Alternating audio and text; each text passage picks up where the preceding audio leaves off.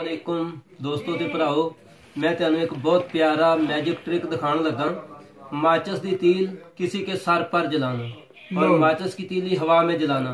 जी वीर जी भाई हुणा कोलों मैं माचिस दी तील फड़ी है, तुहाडे सामने माचिस दी तील आ गई है। अगर किसी भरा ने इस मैजिक ट्रिक नू सीखना होवे ते हकीम अजहर देसी टोटके यूट्यूब चैनल सब्सक्राइब करें। ਉਹਦੇ ਚ मैजिक दिखाया जाएगा और सिखाया जाएगा। ठीक है, इस मैजिक ਨੂੰ गौर ना देखना, ਇਹਦੇ ਵਿੱਚ कोई इलम नहीं है। ये सारा मैजिक ਦਾ ट्रिक है।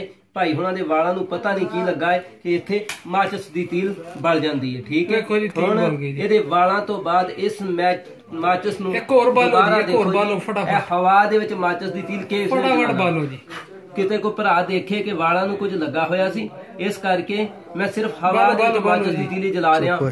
ए लो जी, ए माचिस दी तीली जलाना। जिस मेरे भरा ने मैजिक ट्रिक सीखना होवे वो हकीम अजहर देसी टोटके यूट्यूब चैनल सब्सक्राइब करे और उस तो बाद ये मैजिक उसे दिखाया और सिखाया जाएगा।